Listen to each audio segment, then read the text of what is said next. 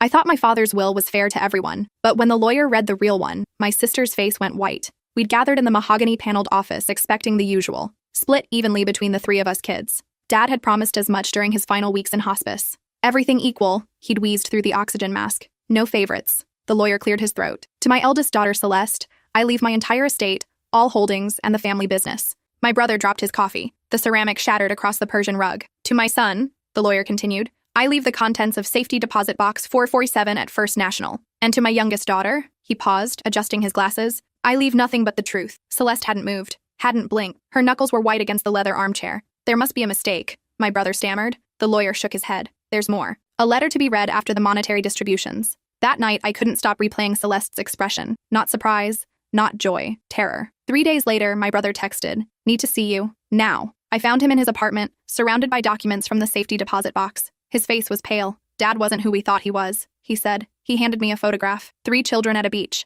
One was clearly young Celeste. The other 2 I didn't recognize. The back read, Summer 1987. Before the switch. What switch? I asked. He showed me adoption papers, DNA tests, hospital records, all dated 6 months before Celeste was supposedly born. She's not our sister, he whispered. Dad took her. My blood went cold. Took her from where? The next document answered that. A newspaper clipping, 3-year-old vanishes from park. Parents offer $2 million reward. The photo showed a little girl who looked exactly like Celeste at that age. I drove to Celeste's house at midnight. She answered the door fully dressed, suitcases by the entrance. You know, she said. It wasn't a question. How long have you known? I asked. Since I was 16. Found my real birth certificate in Dad's safe. Her voice was hollow. He told me if I ever said anything, he'd make sure my biological parents thought I was dead. But he's dead now, I said. You're free. She laughed bitterly. Am I? He left me everything for a reason. The business, the properties, they're all built on blood money. He knew I'd have to choose. Expose the truth and lose everything, or keep quiet and live with it. What about your real parents? They died in a car accident 5 years ago, still searching for their daughter. She picked up her suitcases.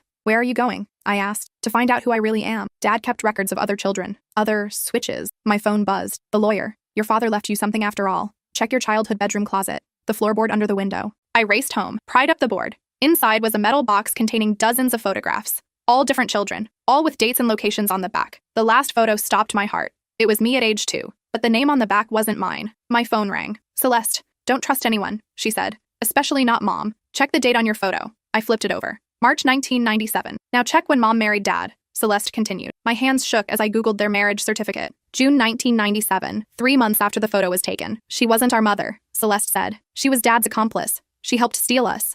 I heard footsteps on the stairs. Sweetheart? Mom's voice called. I heard you come in. We need to talk about your father's will. The doorknob turned. Don't let her know you know, Celeste whispered urgently. Act normal. I'm sending help. The line went dead. Mom stood in the doorway, her familiar smile now sinister in the hallway light. Find anything interesting? She asked, her eyes fixed on the photos scattered across my floor. That's when I noticed the syringe in her hand. Time slowed. Every muscle in my body screamed to run, but my legs felt like concrete. The syringe caught the light, clear liquid, needle uncapped. Ready. Mom? I managed, my voice cracking like I was 12 again. Don't call me that. Her voice was flat, cold, nothing like the woman who'd made me chicken soup when I was sick. You know better now. I forced myself to breathe, to think. Celeste said she was sending help, but help from where? The police? How long would that take? The photos, she continued, stepping into my room. Your father was supposed to destroy those years ago. Sentimental fool. Who am I? The question fell out of my mouth. She tilted her head, studying me like I was a puzzle piece she couldn't quite place. You were supposed to be Ashley Morrison, 3 years old. Taken from a grocery store parking lot in Portland while your real mother loaded groceries? She stepped closer. Your parents spent their life savings looking for you.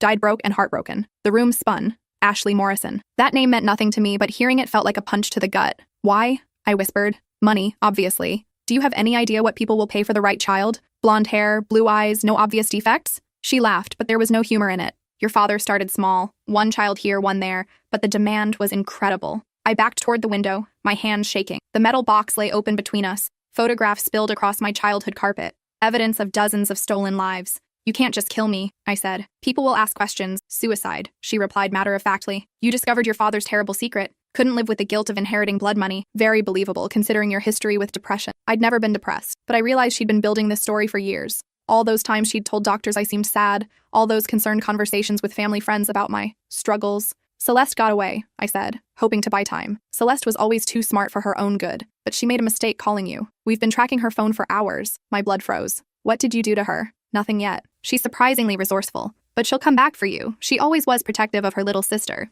even though you're not really sisters. The way she said it, like we were just merchandise, made something snap inside me. This woman had raised me, fed me, comforted me when I had nightmares. And it was all a lie. Who else knows? I asked. About the business? Your father's brothers. A few key investors. The lawyers who handled the paperwork. She shrugged. It's more common than you'd think. A network. This wasn't just my father's twisted hobby. It was an organization. The safety deposit box, I realized. You wanted my brother to find it. She smiled, and for a moment she looked like the mother I'd known. He's not actually your brother, you know. Different family, different state. But yes, we needed someone to discover the truth gradually. Creates a more believable timeline for your suicide. Then why give Celeste everything? Because she's the perfect fall guy. The stolen child who inherited the criminal enterprise. When you kill yourself and leave behind a note explaining everything, she'll take the blame for the entire operation. Very neat. My phone, still in my hand, suddenly buzzed with a text. Mom's eyes flicked to it and I saw my chance. I dove sideways, rolling behind my old desk as she lunged forward with the syringe. The needle caught my sleeve, tearing fabric but missing skin. "Help me!" I screamed, hoping neighbors would hear. She was on me immediately, stronger than I'd expected. We struggled on the floor and I could smell her perfume, the same scent I'd found comforting my entire life. The syringe clattered across the hardwood.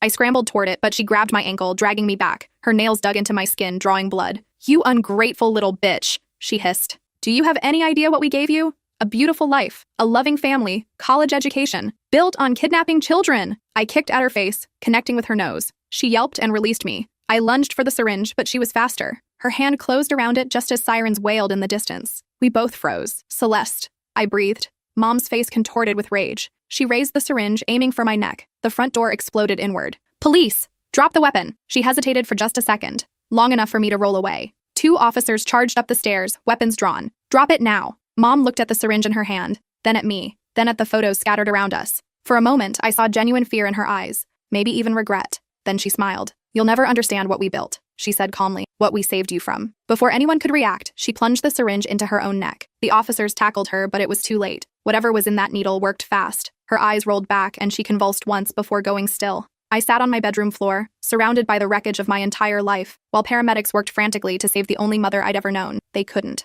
3 hours later, I sat in a police station conference room, staring at a cup of coffee I hadn't touched. Detective Rodriguez had kind eyes, but I could see the horror in them as she flipped through the photographs from Dad's metal box. "We're going to need you to go through these," she said gently. "Help us identify as many children as possible." I nodded, though the thought made me sick. "What about Celeste?" "Safe. She's the one who called us. Had been watching your house for hours, waiting for backup." Rodriguez leaned forward. "She saved your life. Where is she?" "FBI has her. This is bigger than just your family. We're talking about a trafficking network that's been operating for over 30 years. 30 years. How many children? How many families destroyed? What happens to me now?" Rodriguez's expression softened. "Honestly, I don't know. Legally, you're still you, the identity you've lived your whole life. But there are resources, support groups, therapy. What about the money, the estate? That's complicated. Technically, it's proceeds from criminal activity. But you're also a victim." She closed the photo folder. "There will be lawsuits. Lots of them. Families of the victims will want compensation." I thought about the house I'd grown up in, the college fund that had paid my tuition, every comfort of my childhood purchased with someone else's misery. "I don't want any of it,"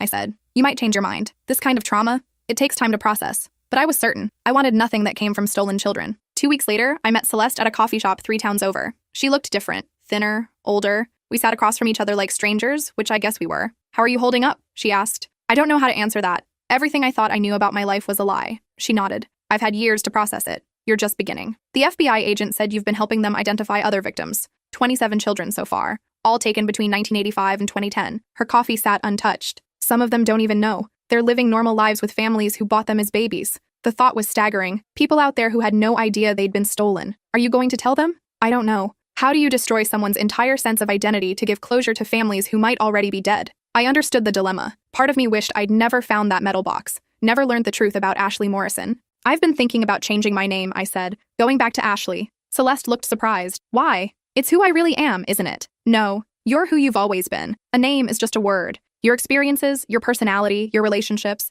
that's what makes you real." She was right, but it didn't make the confusion any easier. "The FBI wants to put us in witness protection," she continued. "There are still people involved who haven't been caught. Dad's brothers, the lawyers, some of the buyers." Buyers? The people who purchased children. Most of them genuinely believed they were going through legitimate adoption agencies, but some knew the truth and paid extra for the discretion. I felt sick. We weren't just victims. We were commodities. "I'm not hiding," I said. "I'm done living lies." Celeste smiled for the first time since we'd sat down. "I was hoping you'd say that." Over the next few months, we became the public faces of the investigation. Our story made national news. Sisters who weren't really sisters, exposing a child trafficking network that had operated in plain sight for decades. The media attention was brutal. Reporters camped outside my apartment. Strangers sent messages claiming to be my real family. Conspiracy theorists accused us of making everything up for money, but good things happened too. A woman in Ohio recognized her daughter in one of Dad's photos. They'd been separated when the girl was 4. Now she was 32, with children of her own. Their reunion made me cry for hours. A man in Texas discovered his deceased son was alive and well, living in California as someone else's child. The son had always felt out of place in his adopted family. Learning the truth explained so much. Not all the reunions were happy. Some families had imploded from the years of searching and grief. Some of the stolen children rejected their biological families, feeling loyal to the people who'd raised them. I understood that conflict intimately. 6 months after Mom's death, I received a letter from Ashley Morrison's aunt, my biological mother's sister. She was the only remaining family member she wanted to meet. I almost didn't go. What was the point? The people who'd grieved for Ashley Morrison were gone. I couldn't bring them back or ease their suffering. But curiosity won. Aunt Patricia lived in a small house in Portland, surrounded by photos of a little girl I didn't recognize, but whose face was undeniably mine. Ashley at 1 year old. Ashley learning to walk. Ashley's 3rd birthday party, the day before she disappeared. You have your mother's eyes, Patricia said, wiping tears from her cheek, but your father's stubborn chin. She showed me more photos. My biological parents on their wedding day. Mom pregnant with me. The whole family at Christmas. They looked happy, normal. Nothing like the elaborate wealth I'd grown up with. They never gave up hope, Patricia continued. Even when the police said you were probably dead, they kept your room exactly the same, celebrated your birthday every year. The guilt was overwhelming. While my real parents had been suffering, I'd been living a privileged life with their daughter's kidnappers. I'm sorry, I whispered. Patricia took my hand. You have nothing to be sorry for. You were a baby. None of this was your choice, but it felt like my choice now. Every day I chose to keep the name and life that had been built on someone else's tragedy. Would you like to see your parents' house? She asked. I almost said no. It seemed too painful, too late. But I found myself nodding. The house was smaller than I'd expected. A modest 2-bedroom in a working-class neighborhood. Patricia had kept it as a memorial, unchanged since my parents died. My childhood bedroom was frozen in time. Pink walls with white furniture, stuffed animals lined up on the bed, a growth chart on the doorframe that stopped at 3 feet tall. On the nightstand sat a framed photo of me, the same photo Dad had kept in his metal box, but this version was different. Loved. The frame was worn smooth from handling. The glass was clean, as if someone had kissed it regularly. I broke down completely. Patricia held me while I sobbed, and for a moment I could almost imagine this was my real mother. The life I should have had. They would have been so proud of you, she said, for surviving, for speaking out, for helping other families find their children. I wanted to believe that, but I couldn't shake the feeling that I'd failed them by living such a privileged life while they'd died brokenhearted. That night, I made a decision that would change everything. I called a press conference. I want to make something clear, I said into the cameras. I didn't expose this trafficking network to be a hero. I did it because I discovered I was living on blood money, and I couldn't continue. I paused, looking directly into the lens. But speaking out isn't enough. I've decided to donate my entire inheritance, every penny from my father's estate, to organizations that help find missing children and support trafficking victims. The reporters erupted with questions, but I continued. Furthermore, I'm establishing the Ashley Morrison Foundation, named after the little girl who was stolen from a Portland parking lot 30 years ago. We'll provide resources for families searching for missing children and support for victims who've been recovered. After the press conference, Celeste found me in the parking lot. That was incredibly stupid, she said. Why? Because now you have nothing. No safety net. No security. I looked at her. This woman who'd been my sister but wasn't my sister, who'd been through hell but still had more strength than anyone I knew. Good, I said. I don't want security that came from stealing children. She stared at me for a long moment, then smiled. Dad underestimated us, didn't he? What do you mean? He thought he could control us even from the grave, make us complicit in his crimes by leaving us his money, force us to choose between comfort and conscience. She was right. Even dead, he'd tried to manipulate us one final time. Well, I said, fuck his plans. Celeste laughed. The first genuine laugh I'd heard from her since this nightmare began. I've made a decision too, she said. I'm donating my inheritance as well. All of it. I stared at her. Are you serious? Dad left me everything because he thought I'd be too scared to speak out. Thought I'd protect the money to protect myself. She shook her head. He didn't know me at all. We stood there in the parking lot. 2 women who weren't really sisters, but had survived the same nightmare. We were broke now, but we were free. The foundation took months to establish. I had to learn about nonprofits and tax law and fundraising. Patricia helped, using her contacts from years of volunteer work with missing children organizations. Celeste moved back to town and took a job as a victim advocate. Her experience navigating the system as a trafficking survivor made her invaluable to other victims. My brother, who still felt like my brother despite everything, decided to become a private investigator specializing in cold cases. The evidence from Dad's safety deposit box had given him a crash course in following paper trails and connecting seemingly unrelated clues. None of us used our original last names anymore. Too much baggage, too many painful associations. I chose Morrison, for the parents who'd never stopped loving a daughter they'd lost. For the little girl who died the day she was stolen, even though her body had kept growing. A year after the foundation launched, we'd helped locate 6 missing children and connected 4 victims with their biological families. It wasn't nearly enough, but it was a start. The media attention had mostly died down, though I still got occasional interview requests from documentarians and true crime podcasters. I turned most of them down. This wasn't entertainment, it was real people's lives. But I agreed to appear on one show, a reunion special featuring families who'd been reunited because of our investigation. Sitting in the studio, watching parents embrace children they'd thought were lost forever, I finally understood something important. I wasn't Ashley Morrison. I wasn't the daughter they'd grieved for 30 years. That little girl was gone, her potential life stolen by monsters who'd seen her as merchandise. But I was something else. Someone new, built from their love and loss, shaped by their memory, carrying forward their hope that missing children could still come home. The reporter asked me the same question everyone asked: do you ever regret speaking out? Giving up your comfortable life? I looked at the families around me, parents and children awkwardly learning to love each other again, siblings trying to bridge decades of separation, grandparents meeting grandchildren for the first time. No,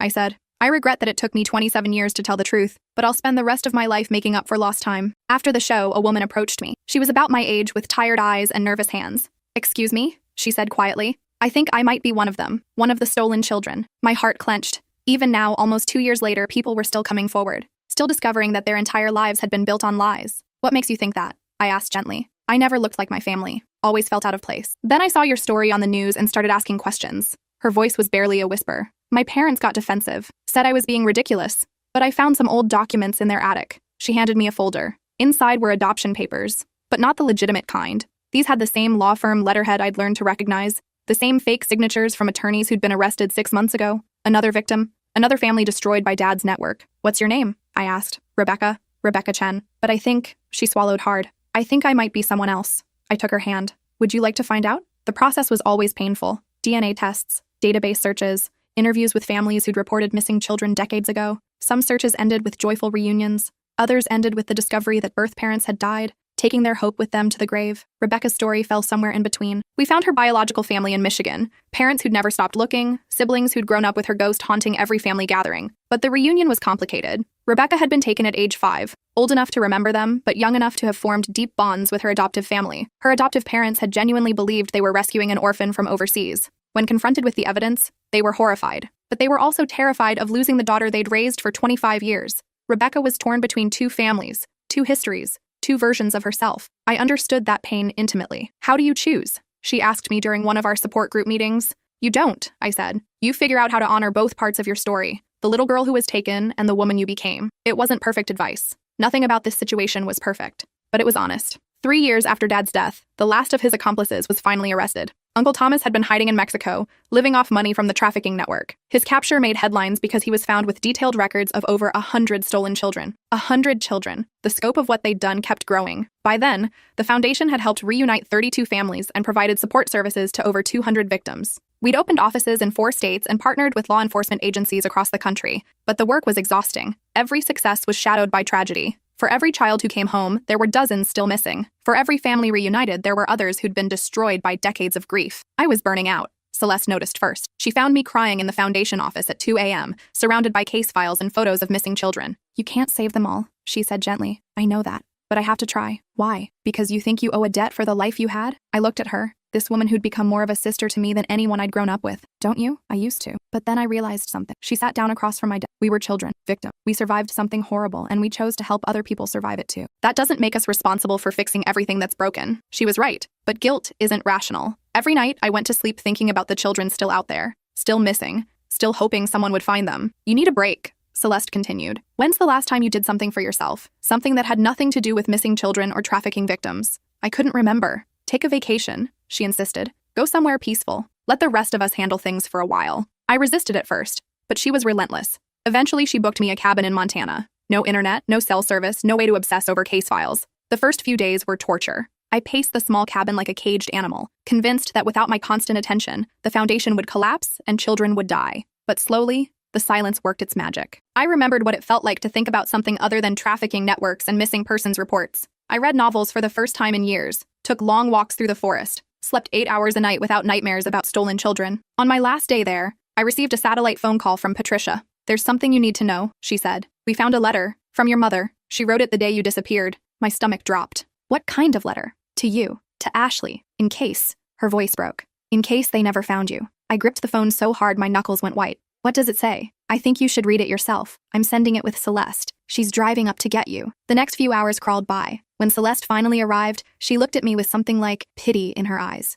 Are you sure you're ready for this? She asked, holding out an envelope yellowed with age. I wasn't sure. but I took the letter anyway. My dearest Ashley, I'm writing this on the worst day of my life, hoping I'll never have to give it to you. But if you're reading this, it means we found each other again somehow. I want you to know that losing you broke us. Your daddy and I will never be the same. But I also want you to know that we don't blame you for whatever happened. You were just a baby. None of this was your fault. If someone took you and raised you as their own, I hope they loved you. I hope they gave you birthday parties and bedtime stories and helped you with your homework. I hope you felt wanted and safe, even though you weren't with us. I know this might be confusing. You might not remember us. You might love the people who raised you more than the strangers who claim to be your real parents. That's okay. Love isn't something you owe. It's something you feel. All I want is for you to be happy. If you grew up happy, then something good came from this nightmare. If you didn't, then I'm so sorry we couldn't protect you. You don't have to feel guilty for living without us. You don't have to feel guilty for surviving. Just live, sweetheart. Live the biggest, brightest life you can. Make choices that bring you joy. Help people when you can, but don't sacrifice your own happiness to fix things that aren't your responsibility. We love you. We always loved you. Whether you're 3 years old or 30, whether you remember us or not, whether we ever see you again or not,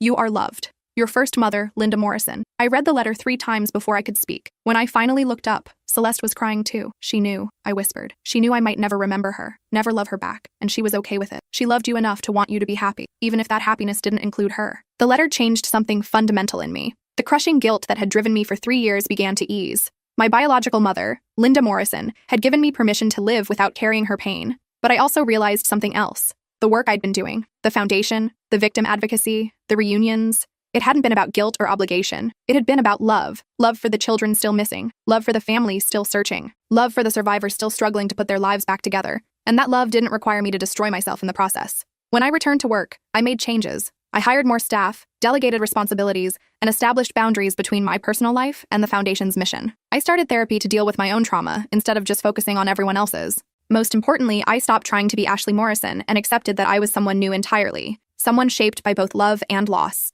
but not defined by either. The Foundation continued to grow. 5 years after we'd started, we'd helped over 300 families and supported more than 1,000 survivors. We'd worked with international organizations to combat child trafficking in other countries. We'd lobbied for better laws and improved resources for missing children cases. But the work that meant the most to me was smaller, quieter. The support groups where survivors shared their stories, the therapy programs that helped victims process their trauma, the safe houses where recovered children could adjust to their new realities. Because I'd learned something important. Healing happens one person at a time, one conversation at a time, one small act of kindness at a time. During the Foundation's 5th anniversary gala, I stood at the podium looking out at faces I'd come to know well. Survivors and their families, law enforcement officers who'd become allies, donors who'd chosen to turn tragedy into hope. When I first learned the truth about my childhood, I began. I wanted to give back everything that had been built on blood money. I wanted to erase the life I'd lived and start over as someone else. The room was silent, attentive. But I've learned that you can't erase the past. You can only choose what to do with it. You can let it destroy you, or you can use it to build something better. I paused,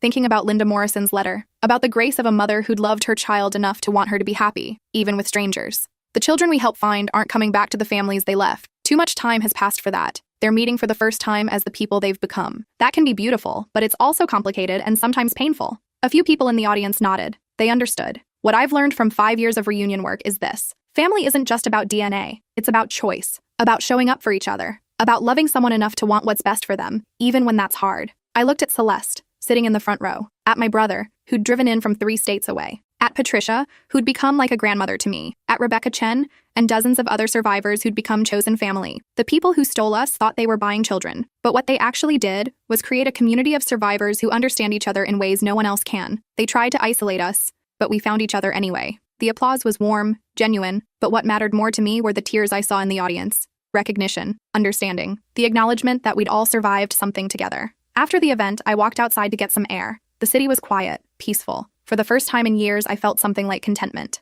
My phone buzzed with a text from an unknown number. I think I might be one of the children in your father's photos. Can we talk? I looked at the message for a long moment. 5 years ago, it would have sent me into a panic of urgency. I would have called immediately, stayed up all night researching, driven myself to exhaustion, trying to solve this new mystery. Instead, I took a deep breath and typed back, "Of course. The Foundation offices are open Monday through Friday, 9 to 5. We have counselors who specialize in helping people navigate these discoveries. You're not alone." Then I put my phone away and walked home to the small apartment I'd bought with money I'd earned myself, to the life I'd built without blood money or stolen identity. I wasn't Ashley Morrison, the little girl who'd been taken from a Portland parking lot. I wasn't the daughter who'd grown up in a mansion built on trafficking money either. I was someone new, someone who'd chosen to take the worst thing that had ever happened to her and use it to help other people find their way home. It wasn't the life anyone had planned for me, but it was mine, and it was enough. As I unlocked my door, I thought about Linda Morrison's letter one more time. Her wish for me to live the biggest, brightest life I could, to help people when I could, but not to sacrifice my own happiness trying to fix things that weren't my responsibility. I'd finally learned how to do both. Tomorrow there would be another survivor reaching out for help, another family hoping for news about a missing child,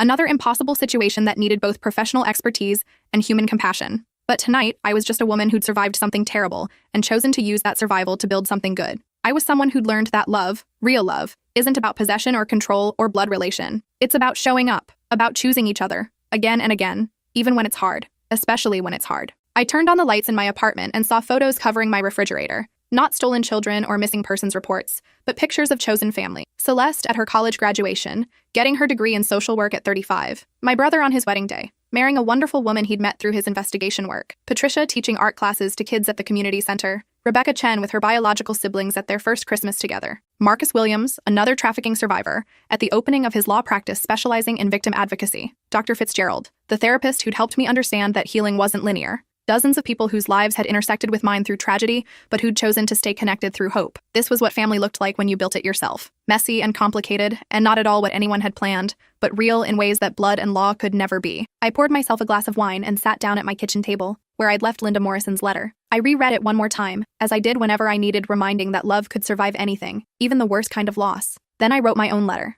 To the little girl who'd been stolen 30 years ago. To the woman I'd become. To all the children still missing and all the families still searching. We can't change what was taken from us, I wrote. But we can choose what we do with what remains. It was a good life. Hard-won and honestly earned and built on choices rather than circumstances. It was enough. More than enough. It was mine. I spent 3 years planning the perfect proposal for my girlfriend, but when I opened the ring box, she said, "Finally," and pulled out her phone to call someone. My stomach dropped as Vesper pressed a number on speed dial, barely glancing at the 2-carat diamond I'd saved every penny for. We were standing on the beach where we'd had our first date, surrounded by the fairy lights I'd spent hours hanging. The sunset was perfect. The ring was perfect. Her reaction was anything but. "Becca, it's happening," she said into the phone, turning away from me. "He finally did it." I stood there like an idiot, ring box still open, while she paced in the sand. "No, exactly like we planned," she continued. "The beach, the lights, even the stupid speech about soulmates." My blood went cold. "Planned?" She glanced back at me, covering the phone. "Just give me 1 second, babe. This is important." Important? I'd just proposed, and she was having a casual conversation with someone else. "Yeah, he's standing right there looking confused," she laughed. "Should I tell him now or wait until after dinner?" "Tell me what?" I'd known Vesper for 4 years. We'd moved in together, adopted a cat, talked about kids. She knew I'd been ring shopping because I'd made her Pinterest board obvious. But this felt like I was watching a stranger. "Okay, I'll do it now," she said, hanging up. She turned back to me with this bright smile that suddenly looked calculating. "Tristan, we need to talk." The way she said my name made my skin crawl. Too sweet, too practiced. "I'm not who you think I am," she began, sitting on the driftwood log I'd strategically placed for the perfect proposal photos. "My real name isn't Vesper Thorne, it's Vesper Montenegro, and you're not my boyfriend." I must have looked as confused as I felt because she sighed dramatically. "You're my assignment." "Assignment? For the past 4 years, I've been gathering information about your father's company. The government has been investigating Montenegro Industries for money laundering, and your dad's firm handles their legal work. My father's law firm, the one I was supposed to join after graduation. Every date, every conversation, every time I've been to your parents' house, I've been building a case." The ring box slipped from my hands. The proposal was just the final step. "Once we're engaged, I gain access to family financial records as your fiancé. Your mom already offered to add me to their bank accounts. 4 years of lies. But here's the thing," she said, standing up and brushing sand off her dress. "I actually fell for you. Real feelings, not the fake ones. So, I'm going to give you a choice." She pulled a manila envelope from her purse, the purse I'd bought her for Christmas. "Option 1. You help me finish gathering evidence against your father. He's guilty, Tristan. The money trail leads directly to 3 shell companies he set up." She handed me the envelope. Inside were photographs, bank statements, documents with my father's signature. "Option 2. I turn in what I have now, your father goes to prison, and you never see me again." I stared at the evidence. My father's handwriting, his private email address, financial records that proved he'd been moving dirty money for years. "There's a third option," she said quietly, "but you're not going to like it." I looked up at her. For a moment, she looked like the Vesper I'd fallen in love with, vulnerable, uncertain. "What's the third option?" She glanced toward the parking lot where a black SUV was now parked. 2 figures sat inside, watching us. "Your father isn't the only one who's been lying to you." The manila envelope felt heavy in my hands. I opened it wider and found more documents. Bank statements from accounts I'd never seen. Wire transfers with my own social security number. Credit applications I'd never filled out. What the hell is this? Your father's been using your identity for 3 years, Vesper said. Every shell company, every offshore account. It's all in your name. I flipped through page after page. Tristan Hawthorne, my signature forged on documents authorizing millions in transfers. Companies I'd never heard of listing me as the sole proprietor. You're not just his son, Tristan. You're his fall guy. My legs gave out. I sat hard on the log, documents scattered in the sand around me. The FBI doesn't know about the identity theft yet, she continued. As far as they're concerned, you're the mastermind. Your father's just the lawyer following orders. That's impossible. I'm 25 years old. I've been in college. Your credit score is 780. You supposedly own 3 corporations and a yacht in the Cayman Islands. She sat beside me, her voice gentler now. Tristan, if they arrest you tomorrow, you're looking at 30 years in federal prison. The surf crashed against the shore. Normal people walked their dogs in the distance. My entire world had just collapsed and life kept moving around me. The third option, I said numbly, we disappear. Tonight. New identities, new lives. I have contacts who can make us vanish completely. You mean run? I mean survive. The black SUV's doors opened. 2 men in dark suits stepped out, scanning the beach. Those aren't my people, Vesper whispered urgently. We need to go, now. She grabbed my hand and pulled me up. I stumbled, still clutching the documents. What about my parents? Your parents, she hesitated. Your mother doesn't know. Your father will probably blame everything on you anyway. We ran toward the parking lot, but the agents had already positioned themselves between us and my car. Vesper pulled out her phone and made another call. Code 7, extract point beta, 2 minutes. She grabbed my keys from my pocket and threw them as hard as she could into the dunes. What the hell? GPS tracker. Your father's been monitoring your location for months. A motorcycle roared to life from behind the dune grass. A woman in all black leathers pulled up, tossing us helmets. Get on, Vesper ordered. I looked back at the beach where I'd planned to start the next chapter of my life. The fairy lights still twinkled. The ring box lay open in the sand. Tristan! The agents were running toward us now. I climbed on the bike behind Vesper. We sped away as everything I'd ever known became smaller in the distance. 3 hours later, we sat in a 24-hour diner 50 miles inland. The woman who'd driven the motorcycle had disappeared as suddenly as she'd appeared. Vesper sat across from me, looking exhausted. Who are you really? I asked. DEA. Undercover for 18 months when I met you. And you just happened to fall for your assignment? She stirred her coffee slowly. It wasn't supposed to happen. You were supposed to be like your father. Arrogant. Entitled. Easy to manipulate. Thanks? Instead, She looked up at me. You actually care about people. You volunteer at the animal shelter. You visit your grandmother every Sunday. You cried during that stupid movie about the dog. Marley and Me. You're nothing like him. I thought about my father. David Hawthorne, successful attorney, pillar of the community. The man who'd taught me to fish and helped with my college applications. The man who'd apparently been committing felonies in my name. How long have you known? About the identity theft? 6 months? About your father being a criminal since day one? About falling for you? She smiled sadly. About 2 years. Why didn't you tell me? Because I needed evidence to prove you weren't involved. Every interaction we had, I was building a case for your innocence. My phone buzzed. A text from my father. Where are you? Your mother's worried. I showed Vesper the screen. Don't respond. They'll trace it. So what happens now? Now we prove your innocence and take down your father. Her phone rang. She looked at the caller ID and frowned. I have to take this. She stepped outside. Through the window, I watched her pace back and forth, her conversation growing more animated. Finally, she came back inside, her face pale. We have a problem. What now? Those agents at the beach? They weren't FBI. My stomach dropped. Then who were they? Montenegro Industries Private Security. The name hit me like a physical blow. Montenegro Industries, the company Vesper had said my father was laundering money for. They know I'm undercover. They know about the evidence. How? Someone's been feeding them information from inside the DEA. I stared at her. You think there's a mole? I think we're both dead if we don't move fast. She pulled out a different phone, one I'd never seen before. This is a burner. Untraceable. I need to contact my handler. She dialed a number and waited. And waited. He's not answering. Maybe he's asleep. He never sleeps, and he always answers this number. 2 men in casual clothes entered the diner, looking too alert for this time of night. Don't turn around, Vesper whispered. We're blown. She left money on the table and we slipped out through the kitchen. The night cook barely looked up as we pushed through the back door into an alley. This way. We ran through back streets until we reached a motel that looked abandoned. Wait here, Vesper said. She came back with a room key. Paid cash. Fake name. We're safe for now. The room was exactly what you'd expect. Brown carpet, orange bedspreads, and a TV from the 1990s. Now what? Now I call the only person who might be able to help us. Who? My sister. Vesper dialed another number. Becca? It's me. I need help. Becca. The person she'd called when I proposed. No, I can't come in. Someone's feeding Montenegro our information.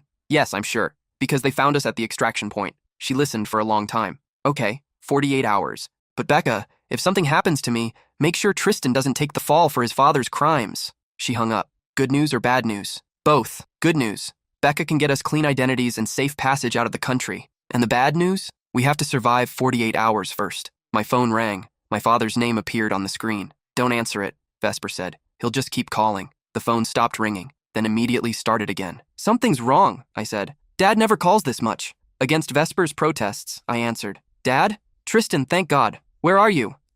Why? What's wrong? Your mother's missing. My blood turned to ice. What do you mean missing? She went to the grocery store 3 hours ago. Her car's still in the parking lot, but she's gone. I looked at Vesper. Her face had gone white. Did you call the police? Of course I called the police. They're treating it as a missing persons case, but his voice broke. Son, I think this might be connected to some work I've been doing. What kind of work? Silence. Dad, I can't discuss it over the phone. Can you come home? I'm on my way. I hung up and started gathering my things. You can't go home, Vesper said. It's obviously a trap. They have my mother. We don't know that. An hour later, my phone buzzed with a text from an unknown number. Come alone. Tell no one. Mom's safety depends on your cooperation. I showed Vesper the message. That's not from your father. Then who? Montenegro's people. My phone rang again. This time it was my mother's voice, shaky and scared. Tristan, I don't know where I am. Some men took me from the grocery store. They said they need to talk to you. I'm coming to get you. No, don't. They said if you involve the police or anyone else, they'll... The line went dead.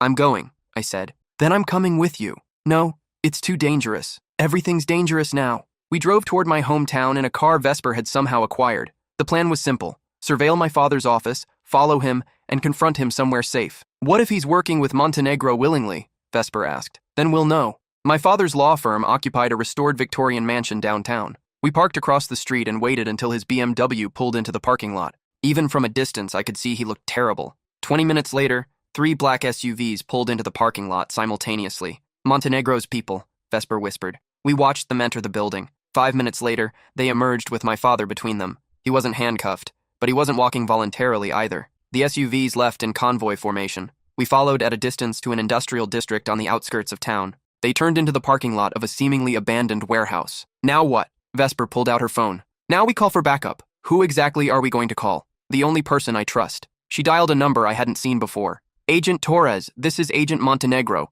Code Black. I need immediate extraction and tactical support. She listened, then spoke rapidly. Industrial Road, Warehouse 47, hostage situation. 3 civilians, unknown number of hostiles. She hung up. How long? 20 minutes. We don't have 20 minutes. My phone buzzed. Your father is with us now. Come to Warehouse 47 on Industrial Road. Come alone or both your parents die. We have to go, I said. Torres will be here in 10 minutes.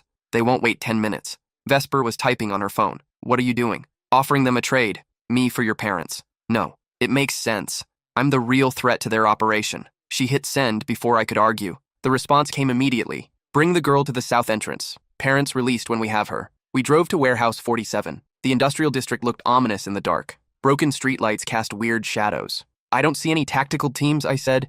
They won't be visible until they move. We parked at the south entrance. A single light illuminated a metal door marked with peeling numbers, 47. The door opened before we reached it. A man in a suit gestured us inside. Just the girl, he said. Both of us are no deal, I replied. He spoke into a radio, listened, then nodded. We followed him through corridors to the main floor. My parents sat in metal chairs in the center of the space, surrounded by at least a dozen armed men. A woman emerged from the shadows. Mid-50s, expensive suit, the kind of confidence that comes from never being told no. Ms. Montenegro, she said to Vesper, or should I call you Agent Montenegro? Ms. Reyes, Vesper replied, still running Montenegro Industries into the ground? Business has never been better. Nothing increases demand for money laundering services like federal scrutiny. She gestured to my parents. These lovely people have been helping us navigate that scrutiny very effectively. By committing crimes in their son's name, Vesper said. By providing necessary legal services. Ms. Reyes walked closer to us. Do you know what's interesting about this situation, Agent Montenegro? I'm sure you're going to tell me.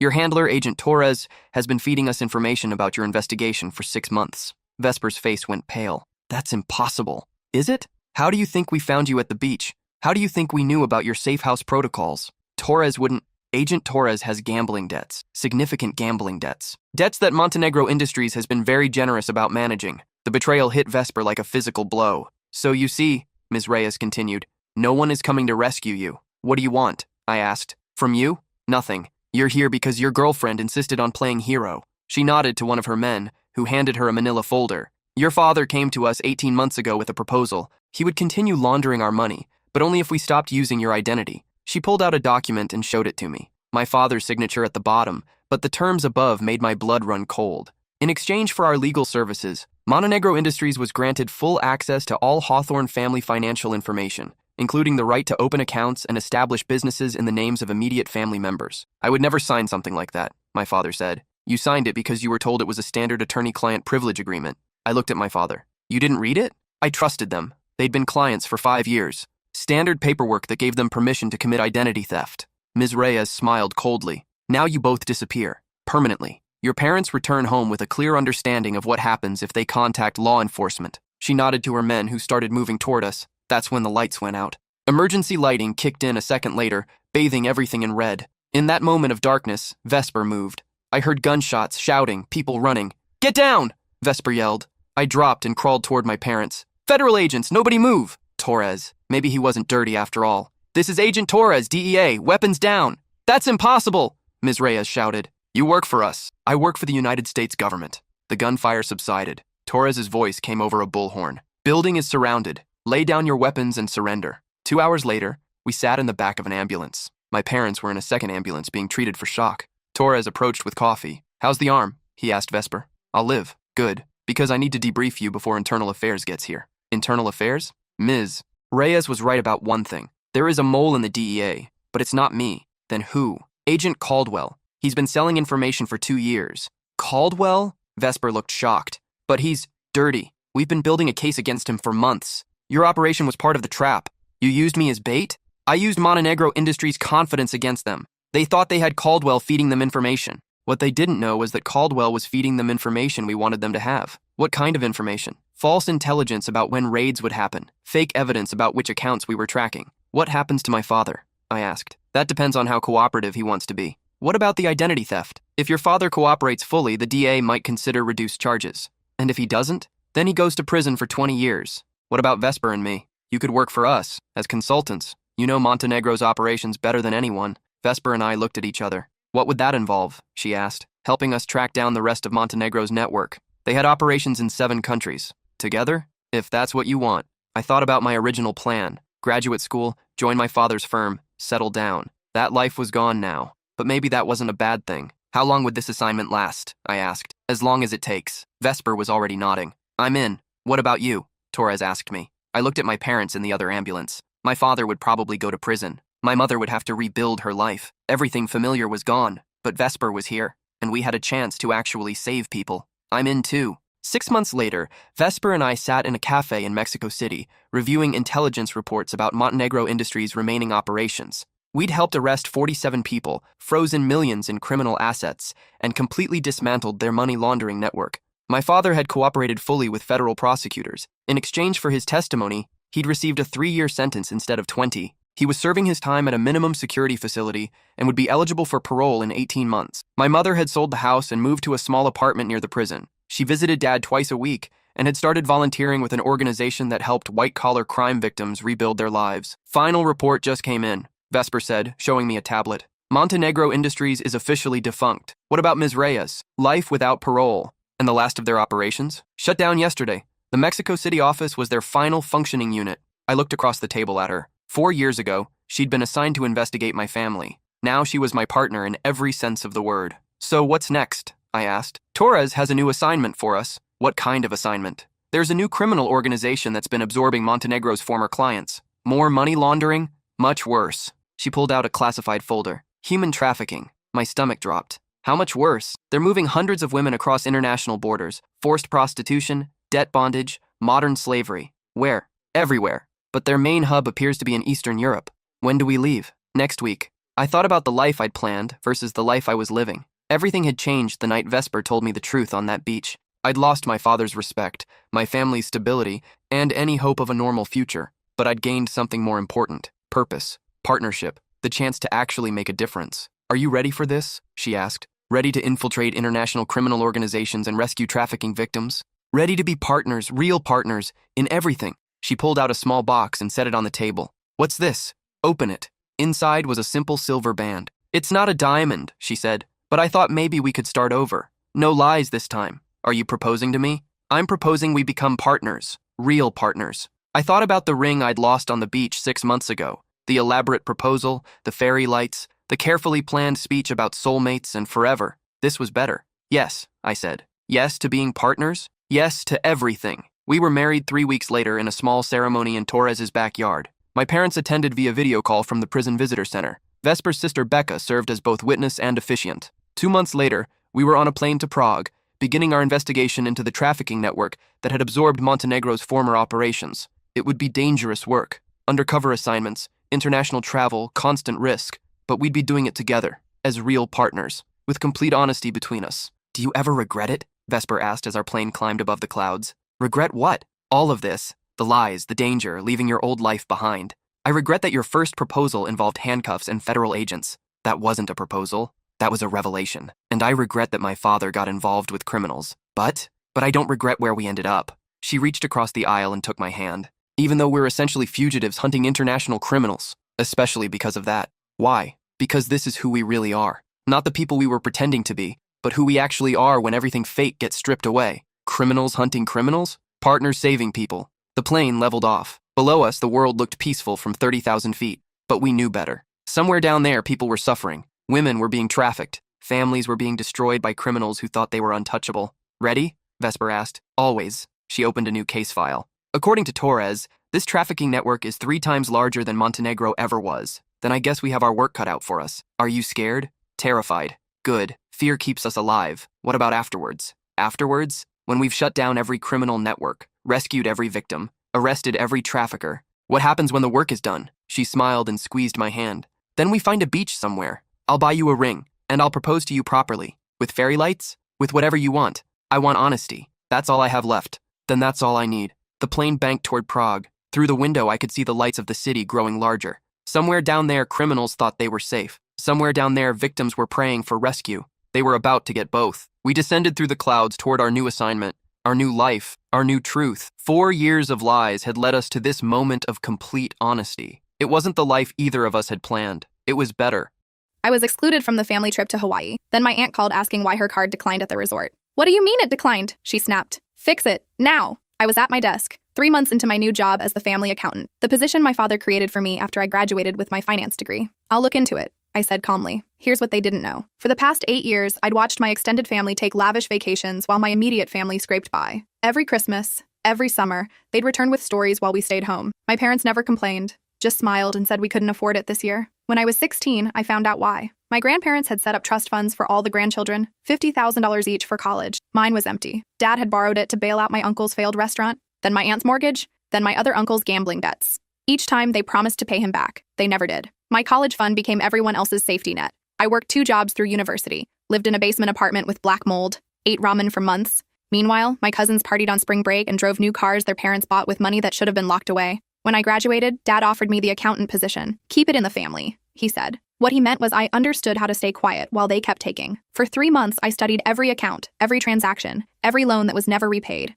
I documented everything. Then I did something they never expected from quiet, obedient me. I froze every account I had access to. My aunt's call was just the beginning. Within an hour, my uncle called about his mortgage payment bouncing. Then my cousin about her credit card. Then another aunt about her car payment. One by one, they all called, furious and confused. My phone buzzed with a text from Dad. Office. Now. When I arrived, the entire family was waiting. 12 of them, all shouting over each other. My aunt waved her phone. You've destroyed our vacation. The money's gone, I said simply. All of it. The room went silent. My father's face turned purple. What did you do? I pulled out a folder, thick with printed statements and loan documents. I transferred everything into a restricted account, the same type my college fund should have been. You can't do that, my uncle sputtered. That's our money. Actually, I said, flipping through the papers, a lot of it is my money. The money you borrowed and never repaid. With interest, you owe me $73,000. I watched them realize I'd been keeping score. Every dollar they'd taken, every promise they'd broken, every vacation they'd enjoyed while I worked overnight shifts to afford textbooks. This is family, my father said quietly. We don't keep tabs. You're right, I agreed. We don't. But I'm not family anymore. I quit. I placed my key card on the table. My youngest cousin, Ivy, who'd always been kind to me, looked stricken. What about my student loans? For a moment, I wavered. Then I remembered being 17, calling the university to beg for an extension while my aunt posted photos from Paris. Figure it out, I said. Like I did. I walked toward the door. My father called after me. You'll regret this. You're throwing away your family over money. I turned back. No, Dad. You threw away your daughter for money. I'm just the one who finally noticed. I left them scrambling to figure out which accounts I'd locked. What they didn't know yet was that I'd also filed a report with a forensic accountant friend who'd take a very close look at how family trust funds had been systematically drained for years. My phone wouldn't stop buzzing. Text after text. Threats. Please. Promises that this time would be different. I blocked every number. That evening, I got a call from an unknown number. Against my better judgment, I answered. It was my grandmother's lawyer. "We need to talk," he said. "About your grandmother's will. There's something your father never told you." I sat down slowly. "What do you mean? Can you come to my office tomorrow morning? 9 o'clock? I agreed. Hung up. Stared at my phone for 20 minutes. That night, I barely slept. My grandmother had died 2 years ago, right before I started college. The funeral was small. Dad said she'd left everything to be divided equally among her children. No mention of grandchildren, no mention of me. At 8:45 the next morning, I walked into the law offices of Brennan and Associates. The receptionist led me to a corner office where an older man with silver hair sat behind a mahogany desk. "Thank you for coming," he said, gesturing to a chair. "I'm Thomas Brennan. I've been your grandmother's attorney for 32 years. He pulled out a thick file. "Your grandmother, Dorothy, was a very particular woman. She knew exactly what she wanted and made sure it was documented properly. I don't understand. Dad said she left everything to her kids." Thomas's mouth tightened. "Your father told you what was convenient. What your grandmother actually did was create a complex trust structure. She left the bulk of her estate, approximately $2.3 million, to be divided among her grandchildren when they turned 25. The room tilted. "I'm sorry, what? You turn 25 next month, correct?" I nodded, unable to speak. "Your grandmother specified that each grandchild would receive an equal share, but only if they met certain conditions. College graduation, financial independence, no criminal record. She wanted to ensure the money went to grandchildren who'd proven they could manage it responsibly." He slid a document across the desk. "Of her 7 grandchildren, only 3 have met all the conditions. You, your cousin Maxwell, and your cousin Ivy." I stared at the numbers. 766, 666, 67 each. "But Dad told me. Your father was named executor of the estate. He had discretion over how information was shared. He chose not to tell any of the grandchildren about this provision." "Why?" Thomas leaned back in his chair. "I can only speculate, but I will tell you that your father attempted to contest this will.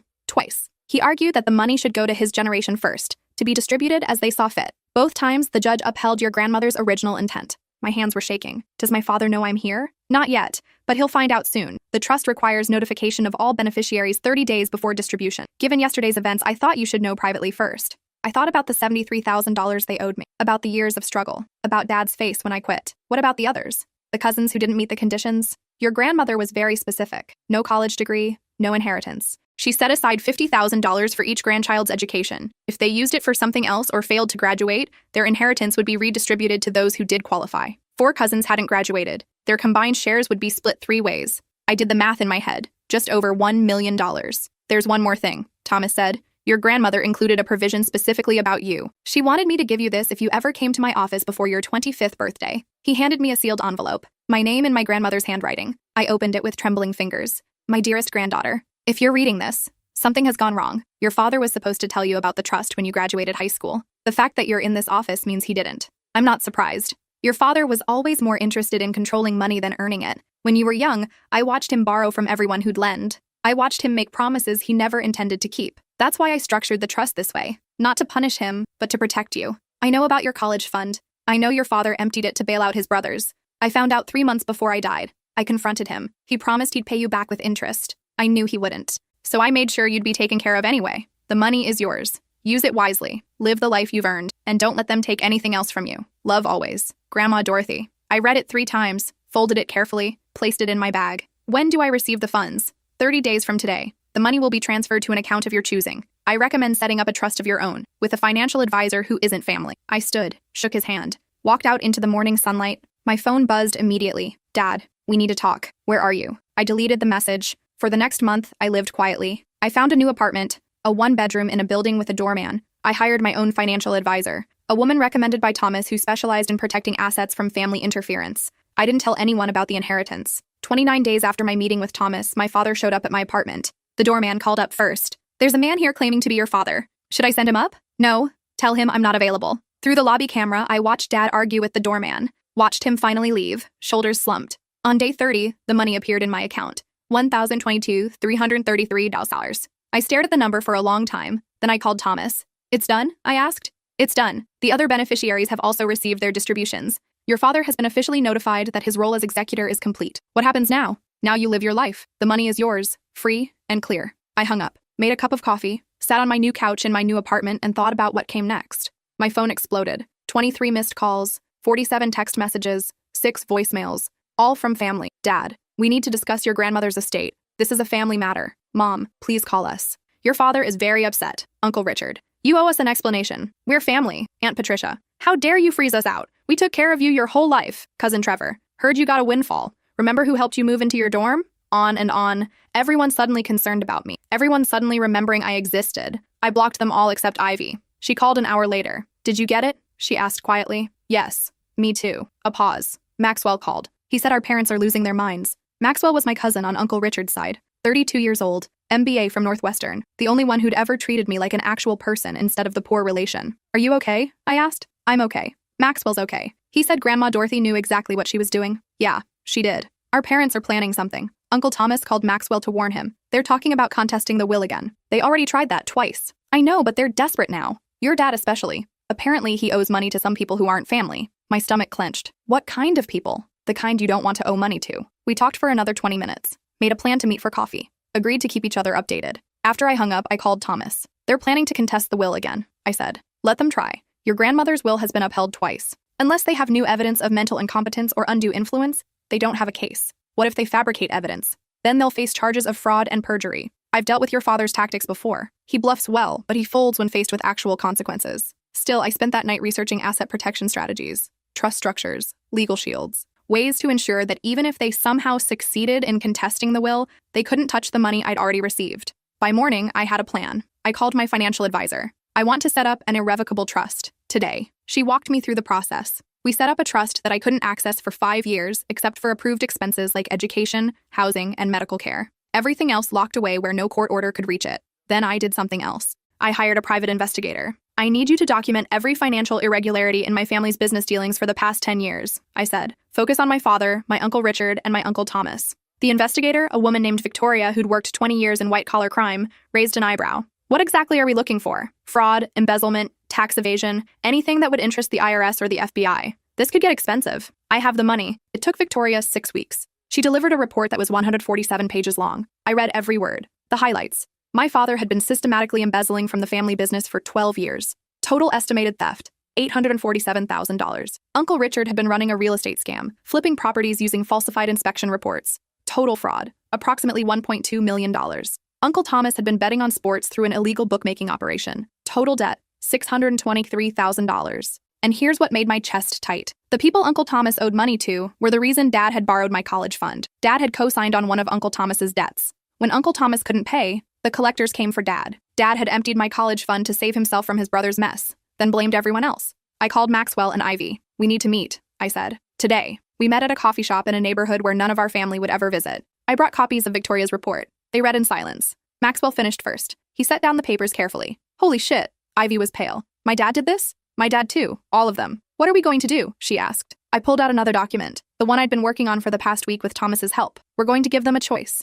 The document was simple. A settlement agreement. They would repay every dollar they'd stolen from the family business, repay every dollar they'd borrowed from the trust funds, and never returned sign over their shares in the family business to a neutral third party. Agree to never contact any of the three of us again. In exchange, we wouldn't report the fraud to the FBI, we wouldn't report the embezzlement to the IRS, we wouldn't sue them in civil court for mismanagement of our grandmother's estate. They'll never agree to this, Ivy said. They will, I said, because the alternative is prison. Maxwell studied the document. This is brilliant. Brutal, but brilliant. They taught us well, I said. We spent the next 3 days preparing. Maxwell hired his own investigator to corroborate Victoria's findings. Ivy, who'd just passed the bar exam, made sure the settlement agreement was airtight. Then we invited our fathers to a meeting. Neutral territory. A conference room in a downtown office building. No family members except the three of us and them. Dad arrived first, then Uncle Richard, then Uncle Thomas. They looked older than I remembered. Tired, scared, good. I placed copies of Victoria's report in front of each of them. You have 30 minutes to read, I said. Then we'll discuss your options. Dad opened his copy. His face went white. Where did you get this? Read first. Questions later. They read. I watched them realize what we'd done, how thoroughly we'd documented their crimes, how impossible it would be to deny or defend. When 30 minutes had passed, I placed the settlement agreement on the table. Here are your options, I said. Sign this agreement and walk away with your freedom. Refuse, and we go to the authorities with everything we've found. This is blackmail, Uncle Richard said. No, Maxwell said calmly. Blackmail would be if we were demanding money. We're offering you a chance to avoid prosecution for crimes you actually committed. You have 48 hours to decide, I said. After that, we file reports with the FBI, the IRS, and the state attorney general. Dad looked at me with something I'd never seen before. Fear. You'd really do this? He asked. To your own father? You did worse, I said, to your own daughter. We left them sitting at the conference table. 47 hours later, they signed. All of them. The money was repaid within 6 months. They sold their shares in the family business. A trust was established to ensure proper management going forward, and they never contacted us again. Well, almost never. 2 years later, I got a letter from Mom. I know you don't want to hear from us. I understand why, but I needed you to know that your father is sick. Cancer. Stage 4. I'm not asking you to come home. I'm not asking for money. I just thought you should know. He talks about you sometimes, about how smart you were, how he should have protected you instead of using you. I don't expect forgiveness. I just wanted you to know he's sorry, even if he can never say it. I read the letter 3 times, thought about responding, decided not to. 3 months later, another letter came. He's gone. The funeral is next Wednesday if you want to come. No pressure. I didn't go, but I sent flowers, white roses, the kind Grandma Dorothy used to grow in her garden. The card said, "For the father who could have been." Ivy called after the funeral. "Your mom looked for you," she said. "I told her you couldn't make it. Thank you. Are you okay?" "Yeah, I'm okay." And I was. I went back to my life, the one I'd built with my grandmother's money and my own determination. I worked at a financial planning firm, helping other people avoid the mistakes my family had made. I bought a house, a small one with a garden in the back where I planted white roses. I dated, eventually got engaged to someone who'd also escaped a complicated family. Someone who understood that sometimes the best thing you can do for the people who hurt you is let them go. Maxwell became a partner at his firm. Ivy opened her own law practice specializing in estate planning and family wealth protection. We met for dinner once a month, the 3 of us, comparing notes on our lives and laughing about how far we'd come. Sometimes I thought about Dad, about whether he really was sorry, whether he understood what he'd done. Mostly I didn't. 5 years after Grandma Dorothy's trust distributed, I received one final letter from Thomas Brennan. Your grandmother left one more item in her estate, a letter to be delivered 5 years after distribution. She wanted to make sure you'd had time to build your own life first. Inside was another envelope in Grandma Dorothy's handwriting. My dearest granddaughter, if you're reading this, you've survived. Not just survived, thrived. I knew you would. I want you to know something I never got to tell you in person. When I was your age, my own mother stole from me. She took money I'd saved to leave an abusive marriage and gave it to my brother to start a business. She said family takes care of family. I stayed in that marriage for 10 more years. By the time I finally left, I'd lost so much of myself, I barely recognized the woman in the mirror. I swore then that no woman in my family would ever be trapped by family loyalty the way I was.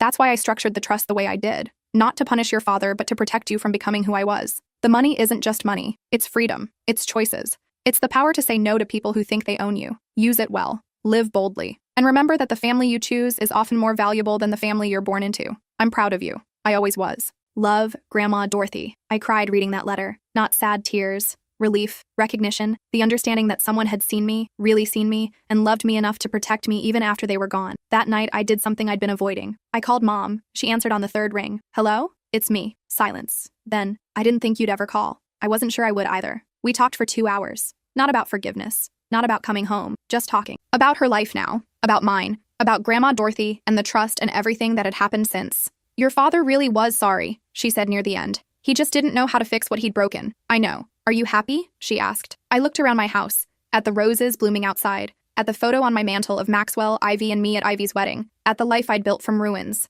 "Yeah," I said. "I'm happy." "Good. That's what your grandmother wanted." We didn't become close, didn't have weekly calls or holiday dinners, but we stayed in touch. Brief conversations every few months, updates on our lives. A fragile connection that didn't ask for more than either of us could give. It was enough. 10 years after Grandma Dorothy died, I stood in my garden planting white roses with my daughter. She was 6, with my grandmother's eyes and my stubborn determination. "Why do we always plant Grandma Dorothy's roses?" she asked. "Because Grandma Dorothy taught me something important," I said. "She taught me that the best thing you can give someone you love is the power to build their own life." What does that mean? I thought about how to explain it to a 6-year-old, about trust funds and family betrayal and hard choices, about the difference between the family you're born into and the family you choose. "It means," I said finally, "that sometimes loving someone means letting them be free, even if it's hard, even if it hurts." She considered this. "Like when you let me pick my own clothes even when they don't match?" I laughed. Exactly like that. We finished planting the roses together. She chattered about her day, about her friends, about the book she was reading. Normal 6-year-old things. Things I'd been able to give her because Grandma Dorothy had given me freedom. That evening, I pulled out the box I kept in my closet.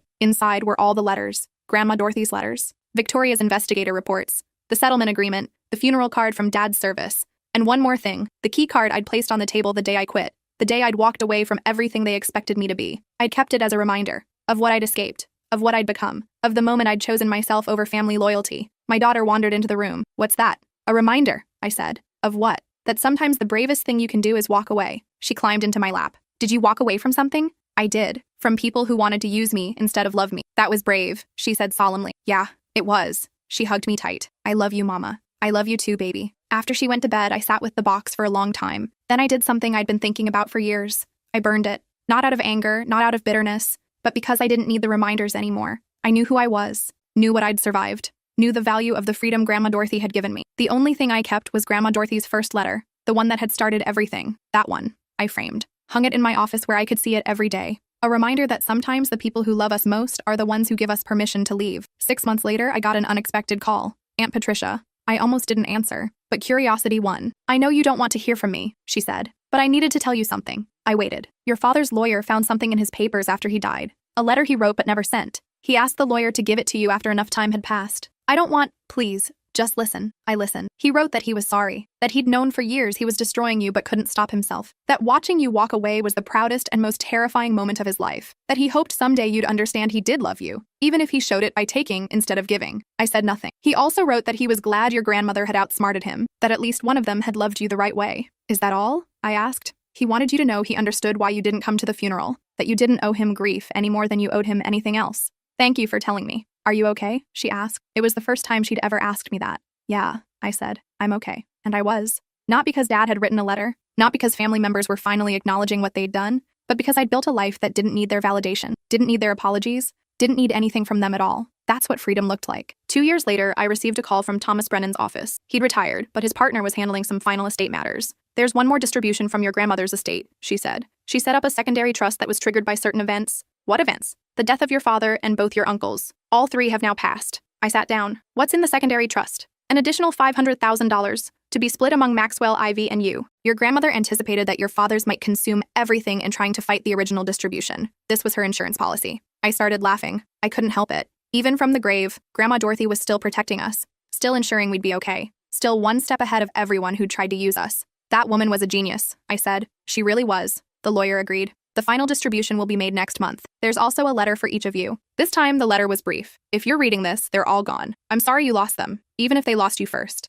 But I'm proud of you for surviving, for building something better, for being stronger than they ever were. This money is for whatever comes next. Another house, your children's education, a business, a dream, whatever you choose. You earned it by being the person they couldn't be. Love always and forever. Grandma Dorothy." I called Maxwell and Ivy. "Did you get the letter?" I asked. "Yeah," Maxwell said. "That woman thought of everything." "What are you going to do with yours?" Ivy asked. I thought about it, about my daughter and the life I wanted to give her, about the roses in my garden and the freedom in my chest. "I'm going to start a foundation," I said, "for kids whose families stole their college funds, help them pay for school, give them what Grandma Dorothy gave us." "I'm in," Maxwell said immediately. "Me too," Ivy said. "Let's call it the Dorothy Foundation." We started small, helped 5 students the first year, 10 the second. By year 5, we were helping 50 students annually, kids from families like ours, kids who'd been used and exploited and told that family loyalty meant accepting cruelty. We gave them what Grandma Dorothy had given us: freedom, choices, a chance to build something better. And every year on the anniversary of Grandma Dorothy's death, the 3 of us met at her grave. We'd plant white roses and tell her about the students we'd helped, about the lives we'd changed, about how she'd changed ours. My daughter came with me when she was old enough. She'd place flowers on the grave and tell Grandma Dorothy about her life, her dreams, her plans. "You never met her?" she asked once. "No," I said. "But she knew me anyway." "How?" "She saw who I could become, and she made sure I had the chance to become it." 20 years after Grandma Dorothy died, I stood at a podium addressing a room full of scholarship recipients. 200 students from families that had failed them. Students who'd worked multiple jobs and lived in terrible apartments and survived on determination alone. Students like I'd been. "My grandmother never met most of you," I said. "But she knew you anyway. She knew what it felt like to be betrayed by family. She knew what it took to survive. And she knew that the greatest gift you can give someone isn't money. It's freedom." The students applauded. After the ceremony, a young woman approached me, maybe 19, tired eyes, determined jaw. "Thank you," she said. "My dad emptied my college fund to pay for my stepmother's plastic surgery. I thought I'd never go to school." I looked at her and saw myself at 19, saw every scholarship recipient we'd helped, saw the future Grandma Dorothy had made possible. "You're going to be okay," I said. "You're going to be better than okay." She smiled. "I know, because of people like you. Because of people like Grandma Dorothy," I corrected. That night, I sat in my garden among the white roses. My daughter was inside with her own daughter now. 3 generations of women who'd been given the chance to choose their own lives. I thought about Dad, about Uncle Richard and Uncle Thomas, about all the people who'd tried to control me through obligation and guilt and manipulation. I didn't hate them anymore, didn't think about them much at all, because the opposite of love isn't hate, it's indifference. And I was finally, completely free. My phone buzzed. A text from Ivy. "Maxwell just donated another $100,000 to the foundation. Said Grandma Dorothy would approve." I smiled. Texted back. She would. Then I put my phone away and sat in the garden as the sun set. The roses Grandma Dorothy had loved blooming all around me. The life she'd made possible spreading out in every direction. I thought about the girl I'd been, eating ramen in a moldy apartment, working 2 jobs, thinking that was just how life had to be. And I thought about the woman I'd become, not despite my family, not because of them, but because one person had loved me enough to set me free. Thank you, Grandma Dorothy, I whispered to the roses, to the sunset, to the life she'd built for me even after she was gone. Somewhere, I like to think she heard me and smiled.